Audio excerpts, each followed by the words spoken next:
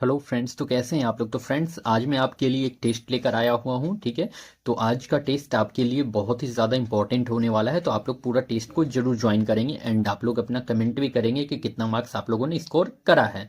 तो चलिए भाई, मैं करा देता हूँ आज टेस्ट नंबर 2 आपका। पहले इससे पहले भी मैंने एक टेस्ट लिया था जिसमें आपके 50 मार्क्स हुए थे, और आज जो है फिर से मैं एक टेस्ट लेकर आया हुआ हूँ। तो आप लोग अपना लेवल ज़रूर चेक करना इसमें। तो चलो मैं कर देता हूँ आज आपके साथ डिस्कशन एक टेस्ट का। तो भाई, पहला क्वेश्चन है, फेफड़ों की इकाई संरचना को क्या कहते हैं। तो फेफड़ों की इकाई संरचना को क्या कहते हैं, बताओ आप लोग क्या कहते हैं।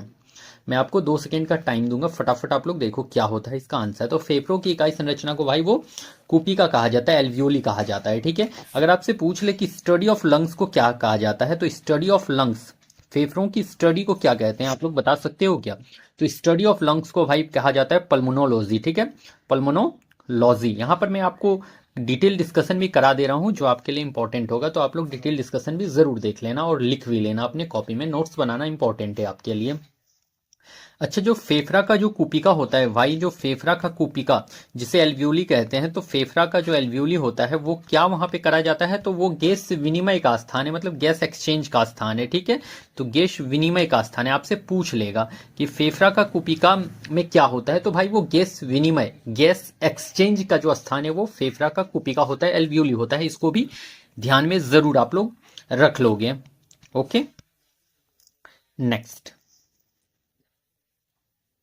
श्वसन दर को नियंत्रित करता है, बताओ आप लोग कि आपके ब्रीदिंग रेट को कौन नियंत्रित करता है। तो भाई ब्रीदिंग रेट को नियंत्रित करता है मेडुला ऑब्लोंगोटा, सेरेब्रम, सेरेबेलम, इनमें से कोई नहीं। तो भाई वो क्या कहता है, बता दो आप लोग। तो श्वसन रेट को जो आपका करता है नियंत्रित, वो आपका मेडुला ऑब्लोंगोटा करता है। ठीक है, और श्वसन दर के साथ साथ याद रख लेना आपके हृदय गति, जो आपका हृदय गति होता है उसे भी जो है आपका हार्ट बीट रेट जो होता है भाई, वो भी आपके मेडुला ऑब्लोंगोटा के द्वारा ही नियंत्रित करा जाता है। ओके, तो इन दोनों को आप लोग जरूर याद रख लेंगे, इंपॉर्टेंट है आपके लिए ये।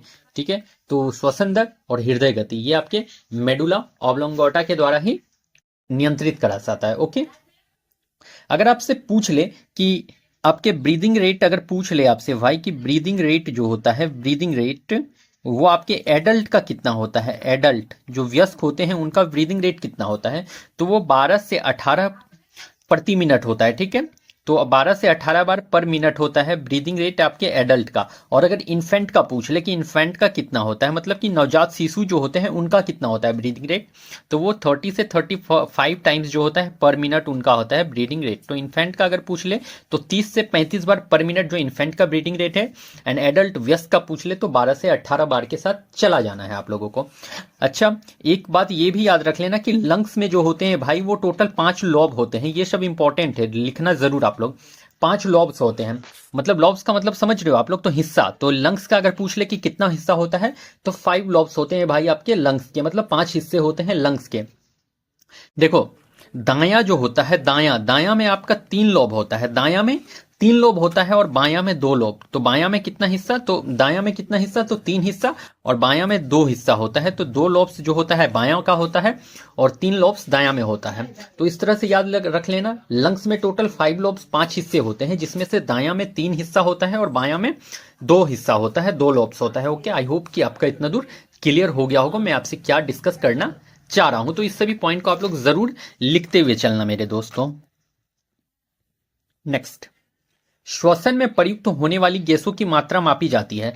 तो आपसे क्या पूछा है, श्वसन में जो ब्रीदिंग में भाई जो आपका गैस जो होता है उसका मात्रा किससे मापा जाता है, ये पूछा है। स्पाइरोमीटर, स्फेग्मोमेनोमीटर, स्टेथोस्कोप, इनमें से कोई नहीं। तो बता दो आप लोग कौन सा होता है। ये इंपॉर्टेंट हो सकता है, इजी क्वेश्चन है, इंपॉर्टेंट भी है। तो देखो, यहां पर मैं सभी सब्जेक्ट के क्वेश्चन लेके आया हूं, चाहे वो बायोलॉजी हो, हिस्ट्री हो, पॉलिटी हो, ज्योग्राफी हो, सभी के क्वेश्चन आपको देखने को यहां पर जरूर मिल जाएंगे। तो देखो, श्वसन में प्रयुक्त होने वाली गैस की मात्रा जो मापी जाती है वो स्पाइरोमीटर के द्वारा मापा जाता है, स्पाइरोमीटर के द्वारा। स्पेग्मोमेनोमीटर के द्वारा अगर पूछ लो तो इससे आपका बीपी नापा जाता है, आपका जो ब्लड प्रेशर होता है भाई वो स्पेग्मोमेनोमीटर के द्वारा मापा जाता है। राइट डाउन जरूर करोगे आप लोग अपने कॉपी में। तो स्फेग्मोमेनोमीटर के द्वारा क्या, तो बीपी को मापा जाता है। अगर स्टेटोस्कोप से पूछ लो तो हार्ट बीट रेट भाई, तो हार्ट रेट जो होता है वो आपका स्टेटोस्कोप के द्वारा मापा जाता है। स्टेटोस्कोप जिसे आप लोग आला कहते हो, तो स्टेटोस्कोप के द्वारा क्या होता है, तो हार्ट बीट जो रेट होता है वो स्टेटोस्कोप के द्वारा मापा जाता है। ओके, किसान के फेफड़े की बीमारी होती है, तो किसान के फेफड़े की बीमारी परागकण, धूल के कण, घास के बीज द्वारा, one of the most important topic, BPSC का फेवरेट टॉपिक है ये क्वेश्चन। यहाँ से जो आपके जो ब्रीदिंग प्रॉब्लम डिजीज होते हैं ना, वो इंपॉर्टेंट है आपके एग्जाम के लिए, वहां से क्वेश्चन देखने को आपका जरूर मिल रहा है आपके बीपीएससी एग्जाम में। तो आई होप कि टीआरई 4 में वहां से दे दी क्वेश्चन। तो किसान के फेफड़े की बीमारी भाई बता दो आप लोग। तो वो परागकण, धूल के कण और घास के बीज द्वारा, तो एब्सोल्युटली यही आपका आंसर होने वाला है। परागकण, धूल के कण और घास के बीज द्वारा होता है किसान को फेफड़े की बीमारी। ठीक है, किसान को फेफड़े की बीमारी, फार्मर्स लंग डिजीज जो होता है वो परागकण, धूल के कण और घास के बीज के द्वारा होता है। ओके, अगर पत्थर के दस्ट, अगर यहां पर सिलिकॉन के द्वारा देख लिया जाए भाई, तो सिलिकोसिस नाम की बीमारी होती है, सिलिकोसिस। तो सिलिकोसिस नाम का डिजीज जो होता है आपके सिलिकॉन के कण द्वारा होता है, और ये भी एक जो है ना ब्रीदिंग रिलेटेड डिजीज है। ये भी एक क्या है, श्वसन संबंधी आपका ब्रीदिंग रिलेटेड डिजीज है, ब्रीदिंग रिलेटेड डिजीज है। ठीक है, तो ब्रीदिंग रिलेटेड डिजीज ये भी है आपका एक। और ये देखो, ये होगा किसको, तो देखो ये जो आपका सिलिकोसिस होता है, ये उन वर्कर्स को होता है जो सीमेंट इंडस्ट्री में काम करते हैं। सीमेंट इंडस्ट्री में काम करने वाले वर्कर्स को जो है भाई, वो आपका सिलिकोसिस बीमारी देखने को मिल जाता है। अगर आपके जो स्टोन कटिंग के जो काम करते हैं, स्टोन कटिंग का जो वर्कर काम करता है, उसे भी जो आपका है सिलिकोसिस बीमारी हो सकता है। एंड एक बात जरूर याद रख लेंगे, जो लोग डेजर्ट एरिया में रहते हैं, डेजर्ट एरिया में रहते हैं, मरुस्थलीय क्षेत्र में रहते हैं, उन्हें भी सिलिकोसिस बीमारी देखने को मिल सकता है। अगर आपसे पूछ ले कि ब्रोंकाइटिस पूछ सकता है आपसे, ये भी एक ब्रीदिंग रिलेटेड डिजीज है भाई। तो ब्रोंकाइटिस अगर पूछ ले, तो ये आपके फेफड़ा के ब्रोंकाई को, मतलब लंग्स के जो ब्रोंकाई होता है ना, लंग्स के ब्रोंकाई को ये अफेक्ट करता है। क्या अफेक्ट करता है, तो उसमें सूजन हो जाता है, जलन हो जाता है। तो लंग्स के ब्रोंकाई में क्या हो जाता है, तो सूजन जलन हो जाता है, उसे ही ब्रोंकाइटिस कहा जाता है भाई। इसको भी आप लोग कॉपी में जरूर लिख लेना। ठीक है, नेक्स्ट आप लोग याद रख लेना अस्थमा। तो भाई अस्थमा, तो अस्थमा तो आप लोग जानते ही होंगे, अस्थमा ये भी जो है आपका एक ब्रीदिंग रिलेटेड डिजीज है। एंड इसमें जो आपके जो कुपिका होता है, एल्व्यूली जो होता है, एल्व्यूली, ठीक है, तो कुपिका में क्या हो जाएगा, तो सूजन जलन और संक्रमण हो जाता है, सूजन जलन हो जाएगा और संक्रमण हो जाएगा, इन्फेक्शन हो जाएगा। ये आपके अस्थमा में क्या होता है, तो लंग्स के जो कुपिका होता है, एल्व्यूली होता है, उसमें सूजन हो जाता है, जलन हो जाता है और संक्रमण हो जाता है अस्थमा में। ओके, और ये भी जो है आपका एक ब्रीदिंग रिलेटेड प्रॉब्लम है। और यहाँ पर जितना भी मैंने डिस्कस करा है वो सभी ब्रीदिंग रिलेटेड डिजीज ही हैं और सारी इंपॉर्टेंट है आपके एग्जाम के लिए। काली फेफड़े की बीमारी होती है, और ये आपके लिए one of the most important topic है। और ये क्वेश्चन शायद टीआरई में पूछा गया क्वेश्चन है, 1 या 2 में पूछा गया हो, लेकिन पूछा गया है। तो काले फेफड़े की बीमारी, तो कोयला खनन में काम करने वाले श्रमिकों को, तो बिल्कुल यही करेक्ट आंसर है। कोयला खनन में काम करने वाले श्रमिक जो होते हैं, वर्कर जो होते हैं भाई, उन्हें ही आपका काली फेफड़े की बीमारी होता है। ठीक है, अगर आपसे पूछ ले यहाँ पर, क्या यहाँ पर है, पानी के जहाज के कारखानों में काम करने वाले श्रमिकों को, तो इन लोगों को होता है, क्या कहते हैं, व्हाइट लंग्स डिजीज होता है, व्हाइट लंग्स डिजीज। ठीक है, तो ये जो पानी के जहाज के कारखानों में काम करते हैं, उन्हें व्हाइट लंग्स डिजीज होते हैं। और इनके फेफड़े में एस्बेस्टस जमा हो जाता है। फेफड़ा में क्या जमा हो जाता है, तो एस्बेस्टस जमा हो जाता है। ठीक है, तो एस्बेस्टस फेफड़ा में जमा हो जाता है। पानी के जहाज के कारखानों में काम करने वाले श्रमिकों के फेफड़ा में एस्बेस्टस जमा हो जाता है, व्हाइट लंग्स डिजीज से कहते हैं। ओके, नेक्स्ट, निम्नलिखित में कौन सा नवीनीकरणीय ऊर्जा का स्रोत का एक उदाहरण है, तो इंपॉर्टेंट है। नवीनीकरणीय ऊर्जा का मतलब क्या समझते हैं आप लोग, तो देखो नवीनीकरणीय ऊर्जा का मतलब होता है कभी खत्म ना हो, जो कभी खत्म ना हो। और एक बात ये भी याद रख लेंगे, जो इजीली बन जाए। ठीक है, तो इजीली जो बन जाए और कभी खत्म ना हो, इजीली बन जाए और जो कभी खत्म ना हो, उसे ही नवीनीकरणीय ऊर्जा कहा जाता है। सौर ऊर्जा, पवन ऊर्जा, जल ऊर्जा, तो भाई उपयुक्त में से एक से अधिक, तो कौन सा करेक्ट होगा बताओ, इसमें नवीनीकरणीय ऊर्जा का उदाहरण कौन सा है। तो देखो यहाँ पे नवीनीकरण ऊर्जा का उदाहरण है एक से अधिक। ठीक है, एक से अधिक। इसके साथ आप लोग और भी याद रख सकते हो, जैसे कि भूतापीय ऊर्जा भी आप लोग जरूर याद रख लेना, भूतापीय ऊर्जा, तो भूतापीय ऊर्जा भी जरूर याद रख लोगे। और याद रख लेना आप लोग बायोमास भी जरूर इसमें याद रखते हुए चलना। तो भूतापीय ऊर्जा, बायोमास ऊर्जा, सौर ऊर्जा, पवन ऊर्जा, जल ऊर्जा, ये सभी आपको याद रखते हुए चलना है इसमें। किस यूरोपीय ने भारत में सबसे पहले अपना व्यापार फैलाया और प्रभावित किया? तो सबसे पहले अगर व्यापार किसी ने फैलाया है तो वो आपके फ्रेंच, डच, पुर्तगाली, ब्रिटिश। तो भाई सबसे पहले व्यापार जो फैलाया है भारत में वो पुर्तगालियों ने फैलाया है। किसने फैलाया है? तो पुर्तगालियों ने फैलाया है। यहाँ पर मैं आपसे अब डिस्कस कर लेता हूँ जो यूरोपीय कंपनी में जो भारत आए हैं, यूरोपीय कंपनी जो भारत आए हैं उसके बारे में मैं आपसे यहाँ पर थोड़ा बात कर लेता हूँ। यूरोपीय कंपनी का क्या है? तो भारत आगमन। तो यूरोपीय कंपनी जो भारत आगमन हुआ है उससे रिलेटेड अभी यहाँ पर आपसे डिस्कस करने वाले हूँ। तो यूरोपीय कंपनियों का भारत आगमन, तो पहले सबसे कौन आया है भाई? तो सबसे पहले जो भारत आया है वो पुर्तगाली आया है। कौन आया है? तो सबसे पहले पुर्तगाली आया। पुर्तगाली के बाद कौन आया? तो डच आया है। पुर्तगाली के बाद डच आया। डच के बाद आपका इंग्लैंड आया है, मतलब कि ब्रिटिशर्स आए हैं, ठीक है। तो इंग्लैंड आया और उसके बाद जो आपके आए हैं डेनिस आए हैं। कौन आए हैं? डेनिस आए हैं। डेनिस। तो पुर्तगाली, डच, इंग्लैंड, डेनिस। उसके बाद याद रख लेना फ्रांस, जो फ्रांसीसी थे वो लोग आए हैं। और उसके बाद आए हैं स्वीडन, स्वीडन से लोग आए थे, ठीक है। तो यूरोपीय कंपनी का भारत आगमन, ये सीरीज आपको जरूर याद रख लेना है। पहले पुर्तगाली, तब डच, तब इंग्लैंड, तब डेनिस, तब फ्रांस, तब स्वीडन। ये सभी जो है भारत में आगमन इस तरह से हुआ है इन लोगों का। और ये आपके लिए इंपॉर्टेंट हो सकता है, ये पूछा जा सकता है। इसके लिए मैं एक ट्रिक आपको बता देता हूं। एक याद रख लेना, पेड कर दे फीस, मतलब कि पीडीई ले लेना है, लेकिन पेड में क्या ले लेना है? पीडीई, कर दे फीस, ठीक है, कर दे फीस। तो अब इससे देख लो क्या होगा। पी से पुर्तगाली, डी से डच, ई से इंग्लैंड, कर को छोड़ देना, डे से डेनिस हो गया, फी से फ्रांसीसी हो गया और सौ से स्वीडन हो गया। ये आपके लिए एक मैंने यहां पर ट्रिक रख दिया है, तो इस ट्रिक से आप लोग याद कर सकते हो अगर चाहो तो, ठीक है। अब देखो, पुर्तगालियों ने अपना पहला फैक्ट्री कहां पर स्थापित किया था? ये तो पूछा जा सकता है ना कि फर्स्ट फैक्ट्री जो है पुर्तगालियों ने कहां पर खोला अपना। तो फर्स्ट फैक्ट्री पुर्तगाली ने खोला है आपके कालीकट में। और ये कालीकट कहां है भाई? तो कालीकट है आपके केरल में, ठीक है। तो पहला फैक्ट्री जो पुर्तगाली ने कहां खोला? तो कालीकट, केरल में खोला है, ठीक है। डच अगर पूछ ले कि डच ने पहला फैक्ट्री कहां खोला, डच अगर पूछ ले कि पहला फैक्ट्री कहां खोला डच ने, बताओ कहां खोला है डच ने अपना पहला फैक्ट्री? तो भाई डच ने पहला फैक्ट्री आपका मछलीपट्टनम में खोला है। मछलीपट्टनम में खोला है, कॉपी में जरूर लिखिएगा। डच ने अपना पहला फैक्ट्री मछलीपट्टनम ने खोला है। इंग्लैंड ने अपना पहला फैक्ट्री, मतलब ब्रिटिशर्स ने अपना पहला फैक्ट्री कहां खोला है? तो भाई ये सूरत में खोला है। सूरत में आपका ब्रिटिशर्स ने पहला फैक्ट्री खोला है। अगर डेनिस से बात हो जाए तो डेनिस ने अपना पहला फैक्ट्री कहां खोला है? तो ट्रावनकोट में खोला है। ट्रावनकोट में खोला है, ठीक है। तो डेनिस ने अपना पहला फैक्ट्री ट्रावनकोट में खोला है। अगर फ्रांसीसी से अगर पूछ ले कि पहला फैक्ट्री कहां खोला है, तो सूरत में खोला है। फ्रांसीसी ने अपना पहला फैक्ट्री कहां खोला है भाई? तो वो भी सूरत में खोला है, ठीक है।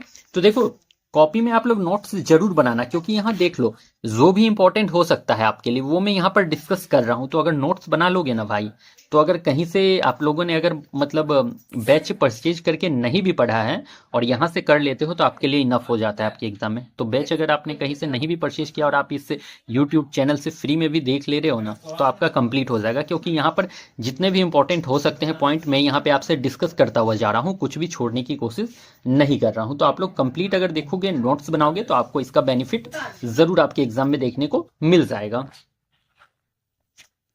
वर्ष 1498 ईस्वी में वास्को डिगामा भारत में कहां उतरा था? तो देखो, पहले बात तो यही याद रख लेना कि वास्को डिगामा भारत कब आया? तो 1498 ईस्वी में वास्को डिगामा भारत आया था, ठीक है। तो 1498 ईस्वी में वास्को डिगामा कहां आया था भाई? तो भारत आया था। इसको भेजा किसने था? वास्को डिगामा को भारत भेजा किसने था?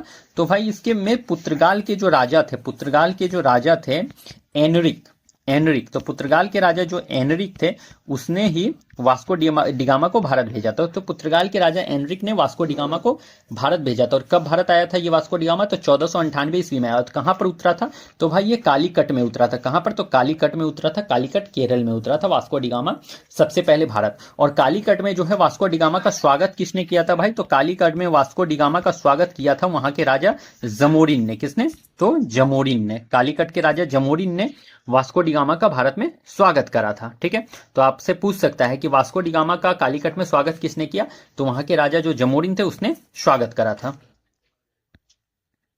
अंग्रेज जिसने सम्राट जहांगीर के दरबार में आकर भेंट किया था, तो भाई जो भेंट किया था अंग्रेज जो सम्राट जहांगीर के दरबार में आकर भेंट किए थे, राल्टा बीटा नहीं, सर जॉन नहीं, सर जॉन्स और नहीं, सर टॉमस रो के साथ चले जाइए आप लोग। सर टॉमस रो के साथ चले जाना है। अगर आपसे पूछ ले कि ईस्ट इंडिया कंपनी का पहला फैक्ट्री कहां पर स्थापित किया गया था, तो ईस्ट इंडिया कंपनी का पहला फैक्ट्री कहां पर स्थापित किया गया था, तो अभी मैंने आपसे डिस्कस करा था, ये सूरत में स्थापित किया गया था पहला फैक्ट्री। और कब, तो 1613 ईस्वी में सूरत में स्थापित किया गया था ईस्ट इंडिया कंपनी का पहला फैक्ट्री। और ईस्ट इंडिया कंपनी भारत कब आया है भाई, तो 1608 में जो है भारत ये आया था, भारत आया। तो ईस्ट इंडिया कंपनी भारत कब आया है, तो 1608 में भारत आया, इसको भी ध्यान जरूर रख लीजिएगा। अल्बुकर्क ने गोवा को 1510 में किससे छीन लिया, तो देखो पहली बात तो याद रख लेना कि अल्बुकर्क ने गोवा को कब छीना है, तो 1510 ईस्वी में गोवा को छीना है। और किससे छीना है, किससे छीना है, तो भाई ये बीजापुर के सुल्तान फ्रांस से, इंग्लैंड से, राजा जमोरिन से। तो देखो ये जो छीना गया था गोवा आपका 1510 ईस्वी में अल्बुकर्क ने छीना है, वो बीजापुर के सुल्तान या शासक आदिल शाह से छीना है। किससे छीना है, तो आदिल शाह। तो बीजापुर के सुल्तान आदिल शाह, यूसुफ आदिल शाह इनका पूरा नाम था, आप लोग आदिल शाह भी याद रख सकते हो। तो यूसुफ आदिल शाह से 1510 ईस्वी में गोवा छीना है अल्बुकर्क ने।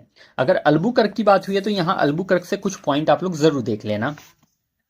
देखो अल्बुकर्क जो था ये पुर्तगाल का वास्तविक संस्थापक था। पुर्तगाल का क्या था, तो वास्तविक संस्थापक, वास्तविक संस्थापक। आपसे पूछ सकता है कि पुर्तगाल का वास्तविक संस्थापक कौन था, तो अल्बुकर्क था। अल्बुकर्क ने जो था वो पुर्तगाल के लोग को भारतीय महिला से विवाह करने के लिए कहा था, भारतीय महिला से विवाह। तो अल्बुकर्क ने पुर्तगाल के लोगों को भारतीय महिला से विवाह करने के लिए कहा था, ठीक है, भारतीय महिला से विवाह करने के लिए कहा था। ओके नेक्स्ट, भारत तक समुद्री मार्ग की खोज की गई। तो भारत तक समुद्री मार्ग की खोज पुर्तगालियों द्वारा, डचों द्वारा, फ्रांसीसी द्वारा, अंग्रेजों द्वारा। तो समुद्री मार्ग की खोज किसने करी है भाई, तो आपको तो याद ही होगा, मैंने अभी डिस्कस करा था 1498 ईस्वी में वास्को डगामा ने, वास्को डिगामा ने खोज किया था। और ये कौन था, तो पुर्तगालियों के द्वारा करा गया था। ओके नेक्स्ट, ब्रिटिशों ने भारत में सूरत में अपनी पहली फैक्ट्री स्थापित करने की अनुमति निम्नलिखित में किससे प्राप्त की थी। तो देखो भारत में पहला फैक्ट्री खोलने के लिए जो ये अनुमति लिया गया था वो किससे, जहांगीर से, शाहजहां से, औरंगजेब से, अकबर से, बता दो आप लोग। तो भाई जो ब्रिटिश जो है पहला अनुमति जो लिया था, अनुमति जो लिया था वो लिया था आपके जहांगीर से। किससे लिया था, तो जहांगीर से अनुमति लिया था, इसको ध्यान में जरूर आप लोग रख लेना। नेक्स्ट, किस पुर्तगाली गवर्नर ने नीले पानी की नीति, ब्लू वाटर पॉलिसी, तो ब्लू वाटर पॉलिसी अगर पूछ ले भाई, तो ब्लू वाटर पॉलिसी जो है आपका Nuno da Cunha, Afonso de Albuquerque, Francisco de Almeida, इनमें से कोई नहीं। तो देखो अगर आपसे ब्लू वाटर पॉलिसी पूछ ले तो उसमें आप लोग अल्मीरा के साथ जाइएगा। अल्मीरा, ब्लू वाटर पॉलिसी किसने स्टार्ट करा है, तो अल्मीरा। और ये कब हमारे जो भारत का ये जो गवर्नर रहा है कब रहा है, तो ये जो रहा है आपके 1505 से 1509 के बीच का ये गवर्नर था, ठीक है। तो 1505 से 1509 के बीच का ये गवर्नर है और इसने ही ब्लू वाटर पॉलिसी स्टार्ट किया था। और ये पहला पुर्तगाली गवर्नर था, फर्स्ट जो था पुर्तगाली गवर्नर। पुत्र आपसे पूछ लेगा पहला पुर्तगाली गवर्नर कौन था, तो अल्मीरा था। तो पहला पुर्तगाली गवर्नर अल्मीरा। और इसने ही पुर्तगाल के फैक्ट्री को किला बंद किया, पुर्तगाल के फैक्ट्री को क्या किया था, तो फैक्ट्री को किला बंद किया, ठीक है। तो पुर्तगाल के फैक्ट्री को किला बंद किसने किया है, तो अल्मीरा ने किया है। और अल्बुकर्क से आप लोग को तो मैंने पीछे डिस्कस कर दिया है, तो उसको यहां पर मैं थोड़ा सा आपसे बता देता हूं। तो ये देखो वास्तविक संस्थापक अगर पूछ ले पुर्तगाल का वास्तविक संस्थापक कौन था, तो अल्बुकर्क था। और अल्बुकर्क ने बीजापुर के शासक से जो है गोवा जीता था 1510 ईस्वी में। तो 1510 में क्या किया था, तो गोवा जीता था अल्बुकर्क ने आपके बीजापुर के शासक आदिल शाह से। ओके, और इसने ही पुर्तगाल के लोगों को भारतीय महिला से विवाह करने के लिए कहा था। इतना दूर आपका क्लियर हो गया होगा। अगर नीनो डी कुन्हा यहां पर आया है तो नीनो डी कुन्हा से भी देख लो कुछ पॉइंट्स आप लोग। नीनो डी कुन्हा जो है ये 1515 के बाद का ये गवर्नर है। तो 1515 के बाद का गवर्नर कौन है, तो Nuno da Cunha. Nuno da Cunha ने ही कार्टेज व्यवस्था स्टार्ट करा था। कौन सा व्यवस्था, तो कार्टेज व्यवस्था जो है स्टार्ट करा था वो नीनो डी कुन्हा ने करा था, कार्टेज व्यवस्था स्टार्ट। और इसने जो है राजधानी को कोचीन से गोवा किया था। राजधानी कहाँ किया, तो कोचीन से गोवा। तो राजधानी को आपसे पूछ लेगा कि राजधानी को कोचीन से गोवा किसके काल में किया गया था, तो वो नीनो डी कुन्हा के टाइम पर करा गया था। तो राजधानी को कोचीन से गोवा नीनो डी कुन्हा के टाइम पे। ओके नेक्स्ट, उस क्षेत्र की पहचान करें जहां से यूरोप वासियों को सर्वोत्तम सोरा और अफीम। तो भाई देखो, सोरा और अफीम ये पहले भी मैंने डिस्कस करा है आपके साथ। तो सोरा वो अफीम जो प्राप्त होता था वो कहाँ से? गुजरात, बंगाल, मद्रास, बिहार। तो भाई सोरा वो अफीम के लिए जो है आपका बिहार फेमस था, सोरा और अफीम के लिए। तो बिहार यहाँ करेक्ट होने वाला है। एक द्वीप पर निर्मित भारत का एक बड़ा नगर है। तो देखो, द्वीप पर निर्मित भारत का एक बड़ा नगर जो है भाई वो कौन सा है, यहाँ पर ये पूछा है। तो पोर्ट ब्लेयर, पणजी, गोवा, रामेश्वरम। तो भाई वो मुंबई आपका हो जाता है, मुंबई। और मुंबई में आप लोग याद रख लीजिएगा gateway of India, gateway of India. Gateway of India कहाँ है? तो गेटवे ऑफ इंडिया आपके मुंबई में है। पलाशी के युद्ध के समय बंगाल का नवाब कौन था? तो पलाशी का युद्ध। तो देख लो, पहले याद यही रख लेना कि पलाशी का युद्ध हुआ कब है। तो जून 1757 में जो आपका पलाशी का युद्ध हुआ है, जून 1757 में पलाशी का युद्ध हुआ था। और ये किसके किसके बीच हुआ था? तो अंग्रेज और सिराजुद्दौला के बीच में हुआ था। अंग्रेज वर्सेस सिराजुद्दौला। ठीक है, तो अंग्रेज और सिराजुद्दौला के बीच में आपका जो है पलाशी का युद्ध हुआ था 1757 में। इसमें जो है सिराजुद्दौला का हार हो गया था और अंग्रेज जो थे वो जीत गए थे। ठीक है, तो सिराजुद्दौला का हार हुआ और अंग्रेज जीता। और सिराजुद्दौला के टाइम पे ही भाई जो है एक ब्लैक होल का घटना हुआ था। ब्लैक होल आपसे पूछ लेगा कि ब्लैक होल का घटना किसके टाइम पे हुआ था? तो सिराजुद्दौला के टाइम पर हुआ था ब्लैक होल का घटना। देखो, एक्चुअली ब्लैक होल के घटना में हुआ क्या था, इसमें जो है सिराजुद्दौला ने 146 लोग को एक छोटे से कमरे में कैद कर लिया था कलकत्ता में। ठीक है, तो कैद किया था 146 लोग को एक छोटे से कमरे में। कहां पर? तो कलकत्ता में। ठीक है, तो कलकत्ता में एक छोटे से कमरे में 146 लोग को कैद कर लिया था, जिसमें से 123 लोग का मौत हो गया था, डेथ हो गया था, और 23 लोग क्या थे? बच गए थे इसमें। ठीक है, तो ब्लैक होल का घटना किसके टाइम पे? सिराजुद्दौला के टाइम पे हुआ है ब्लैक होल का घटना। 146 लोग, जिसमें 123 की मौत, 23 बचे थे इसमें मात्र। पलाशी के युद्ध के समय बंगाल का गवर्नर, तो भाई वे सिराजुद्दौला के साथ आपका चला जाना है। Okay, next. पानीपत का प्रथम युद्ध कब हुआ? बताओ, पानीपत का प्रथम युद्ध। तो ये 20 अप्रैल 1527, 21 अप्रैल 1556, 21 अप्रैल 1526, 15 अप्रैल 1528। तो पानीपत का प्रथम युद्ध हुआ है वो आपके कब हुआ है भाई? तो वो हुआ है आपके 21 अप्रैल 1526 को हुआ है पानीपत का प्रथम युद्ध। अगर पानीपत का दूसरा युद्ध पूछ ले कि पानीपत का दूसरा युद्ध कब हुआ है, तो ये 1556 में हुआ है। और किसके किसके बीच में हुआ है भाई? तो अकबर और हेमू के बीच में हुआ है। किसके किसके बीच में? तो अकबर और हेमू के बीच में। और अकबर की तरफ से किसने लड़ाई लड़ा था? तो बैरम खान ने लड़ाई लड़ा था। ठीक है, तो बैरम खान ने नेतृत्व किया था अकबर की तरफ से। तो अकबर और हेमू के बीच में हुआ था, 1556 में हुआ था। अगर थर्ड पानीपत का युद्ध पूछ ले तो ये 1761 में आपका तीसरा पानीपत का युद्ध हुआ है, 1761 में। ओके, बाबर ने प्रसिद्ध तुलगमा नीति का प्रयोग सर्वप्रथम किस युद्ध में किया? तो देखो, बाबर जो तुलगमा पद्धति का यूज किया हुआ पानीपत के प्रथम युद्ध, घाघरा, खानवा, इनमें से कोई नहीं। तो वो पानीपत के प्रथम युद्ध में करा था। पानीपत के प्रथम युद्ध में तुलगमा पद्धति का उसने यूज करा था आपके बाबर ने। अगर यहाँ पर घाघरा का युद्ध देख लो तो घाघरा का युद्ध जो हुआ है आपके 1529 में जो है घाघरा का युद्ध हुआ है।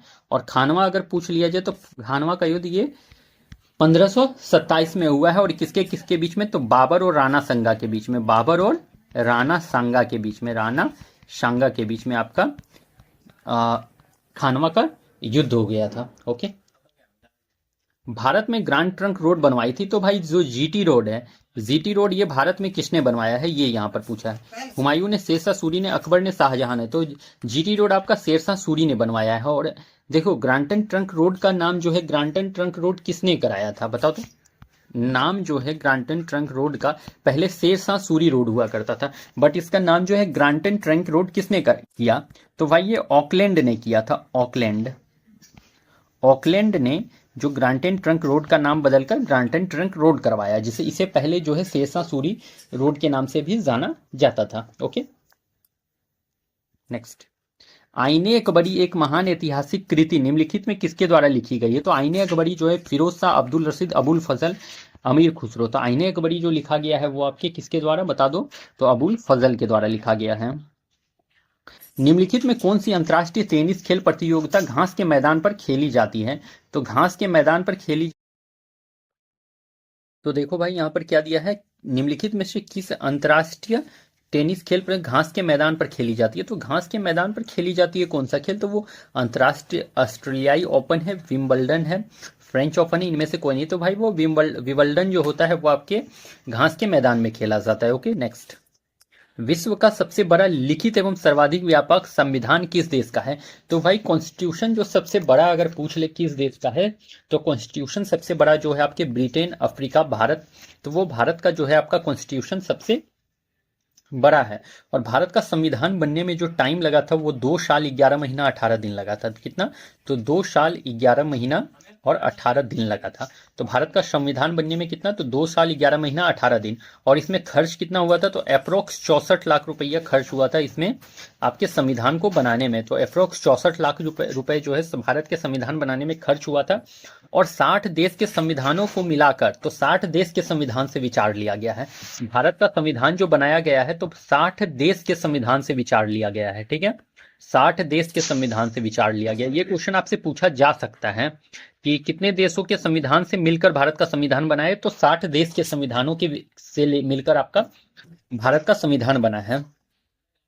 भारत के संविधान में भाई ये टोटल 395 आर्टिकल हो जाते हैं। और प्रेजेंट में अगर पूछ ले कि कितने आर्टिकल हैं, प्रेजेंट टाइम में अगर आर्टिकल पूछ ले तो 450 से प्लस जितने भी आर्टिकल देखने को आपको मिल जाएंगे।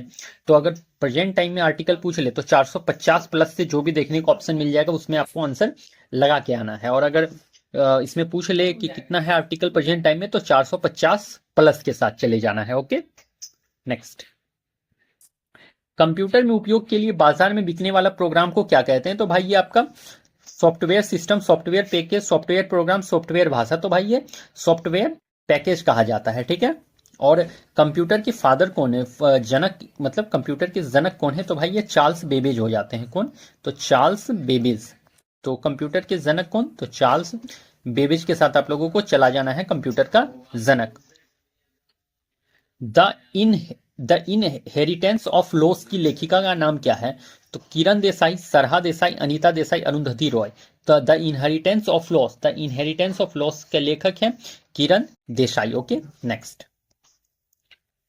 बाराबाती स्टेडियम कहाँ अवस्थित है, तो भाई बाराबाती स्टेडियम जो है आपके कहाँ पर अवस्थित है, कोलकाता, भुवनेश्वर, कटक। तो भाई ये कटक में आपका सिचुएटेड है आपका बाराबाती स्टेडियम। कोलकाता में अगर पूछ ले तो ईडन गार्डन याद रख लेना आप लोग, कोलकाता में। ईडन गार्डन कहाँ, तो कोलकाता में याद रख लेना ईडन गार्डन। ओके, हरित क्रांति का सर्वाधिक निराशाजनक परिणाम किस फसल में देखने को मिला, तो देखो हरित क्रांति का सर्वाधिक जो निराशाजनक परिणाम जो मिला वो मक्का, दलहन, तिलहन या सोयाबीन में। तो बता दो आप लोग भाई, तो देखो निराशाजनक जो परिणाम देखने को मिला है वो दलहन में देखने को मिला है, दलहन में। ठीक है, तो दलहन में आपको करेक्ट मान के चलना है। देखो अगर पूछ ले कि हरित क्रांति का जो है विश्व में जनक, आपसे पूछ ले कि वर्ल्ड लेवल पे जनक आपका कौन है, तो वर्ल्ड लेवल पे अगर पूछ ले कि इसका जनक कौन है, फादर कौन है हरित क्रांति का, तो आपको इसके में क्या लगाना है, तो विश्व में अगर जनक पूछ ले तो नॉर्मन बोरलॉग। ठीक है, नॉर्मन बोरलॉग के साथ जाना है, नॉर्मन बोरलॉग, नॉर्मन बोरलॉग। ठीक है, और ये कहाँ के थे, तो ये अमेरिका के रहने वाले थे। कहाँ के, तो अमेरिका के रहने वाले थे। और इन्होंने हरित क्रांति स्टार्ट कहाँ से किया था, तो स्टार्ट किया था मैक्सिको से, मैक्सिको। तो आपसे पूछ लेगा विश्व में हरित क्रांति का जनक, तो नॉर्मन बोरलॉग। कहाँ के निवासी हैं भाई, तो अमेरिका के रहने वाले थे। और कहाँ से स्टार्ट किया था इन्होंने हरित क्रांति, तो मैक्सिको से स्टार्ट किया था। और अगर भारत में हरित क्रांति का जनक पूछ ले तो कौन है, तो भारत में एमएस स्वामीनाथन, एमएस स्वामीनाथन, स्वामीनाथन। तो भारत में हरित क्रांति का जनक तो एमएस स्वामीनाथन। और हरित क्रांति भारत में स्टार्ट कब हुआ है, तो 1966-67 के बीच में हरित क्रांति भारत में देखने को मिला था। और ये हरित क्रांति आखिर क्यों था, तो भाई ये देखो अच्छा किस्म का बीज मिले उसके लिए भी हरित क्रांति था, सिंचाई अच्छे ढंग से हो सके इसके लिए हरित क्रांति था, और क्या कहते हैं उसे रासायनिक खाद के लिए भी जो है हरित क्रांति था। मतलब कि उत्पादन को ज्यादा, मतलब प्रोडक्शन को बढ़ाने के लिए जो मेनली था हरित क्रांति हुआ करता था, रासायनिक खाद। और जो ये हरित क्रांति है भाई ये कहां पर जो आपका सफल रहा था, तो सफल अगर पूछ ले कि हरित क्रांति आपके भारत में कहां पर सफल रहा फर्स्ट में, तो ये आपके पंजाब में सफल रहा था, हरियाणा में सफल रहा और यूपी में सफल रहा। पंजाब, हरियाणा और यूपी में जो है आपका हरित क्रांति जो है ये सफल रहा था। ओके, पीतल में कौन सी धातु होती है? तो पीतल में आपका तांबा निकेल, तांबा लोहा, तांबा जस्ता, निकेल एवं लोहा। तो पीतल में होता है तांबा एवं जस्ता।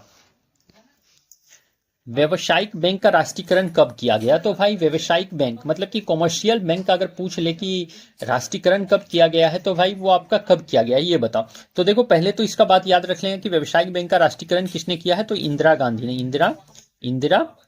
इंदिरा गांधी ने जो है राष्ट्रीयकरण किया है। ओके, देखो इन्होंने जो है 1969 में 14 बैंक का राष्ट्रीयकरण किया था। 14 बैंक का राष्ट्रीयकरण 1969 में हुआ है और 1980 में जो है आपके 6 बैंक का राष्ट्रीयकरण हुआ है। तो 1969 में 14 बैंक का राष्ट्रीयकरण और 1980 में 6 बैंक का राष्ट्रीयकरण किया गया है। तो व्यवसायिक बैंक का राष्ट्रीयकरण कब किया गया? तो 1980 में व्यवसायिक बैंक का राष्ट्रीयकरण किया गया। ओके, राज्यसभा का सभापति कौन होता है? राष्ट्रपति, उपराष्ट्रपति, प्रधानमंत्री, इनमें से कोई नहीं। तो राज्यसभा का सभापति, तो राज्यसभा का सभापति उपराष्ट्रपति होते हैं। और उपराष्ट्रपति कितने आर्टिकल में भाई? तो आर्टिकल नंबर 63 में जो है उपराष्ट्रपति आते हैं, मतलब कि भारत का एक उपराष्ट्रपति होगा। ठीक है, भारत का एक उपराष्ट्रपति होगा। ये कितने आर्टिकल में है? 63 में है। और उपराष्ट्रपति जो होता है वो राज्यसभा का सभापति होता है। उपराष्ट्रपति जो है राज्यसभा का सभापति होता है, इसको ध्यान में रख लेना आपको। अगर उपराष्ट्रपति का चुनाव के बारे में बात कर लिया जाए तो चुनाव जो होता है, इनका इलेक्शन जो होता है वो राज्यसभा और लोकसभा, तो उपराष्ट्रपति जो है वो राज्यसभा लोकसभा के सभी मेंबर के द्वारा चुना जाता है। तो राज्यसभा लोकसभा के सभी मेंबर के द्वारा जो है आपका उपराष्ट्रपति का चुनाव होता है, चाहे वो मेंबर निर्वाचित हो या मनोनीत हो, सभी जो है उपराष्ट्रपति को इलेक्ट करते हैं। ठीक है, इनका जो कार्यकाल है भाई ये 5 वर्षों का होता है कार्यकाल। तो कार्यकाल कितना? 5 वर्ष का। अगर इनका वेतन का बात किया जाए तो वेतन जो है इनका 4 लाख है। उपराष्ट्रपति का वेतन कितना है? 4 लाख। अगर वही राष्ट्रपति का वेतन पूछ ले कि राष्ट्रपति का वेतन कितना है भाई, तो वो 5 लाख रुपये हो जाते हैं। ठीक है, तो 5 लाख जो होते हैं राष्ट्रपति का वेतन हो जाता है। यहां पर मैं आपसे संसद के अंग के बारे में भी डिस्कस कर लेता हूं। तो संसद के अंग कितने होते हैं? तो 3 अंग हो जाते हैं टोटल। और संसद जो है आर्टिकल नंबर 79 में आता है सांसद। तो सांसद कितना? आर्टिकल नंबर 79 में आता है। और संसद के 3 अंग होते हैं।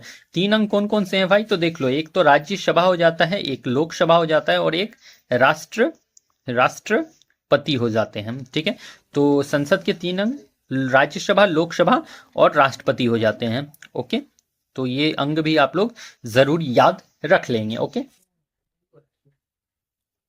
तो फ्रेंड्स हमारा आज का सेशन यहाँ पर कंप्लीट होता है और आप लोग देख लेंगे कि आप लोगों ने कितना स्कोर करा है आज के सेशन में। और पूरा कंप्लीट डिटेल डिस्कशन आप लोग देखेंगे, ये आपके लिए बेनिफिशियल हो जाएगा। और अगर आपको मेरा सेशन पसंद आया हो तो लाइक शेयर जरूर करेंगे, साथ में मेरे चैनल को सब्सक्राइब कर लेंगे।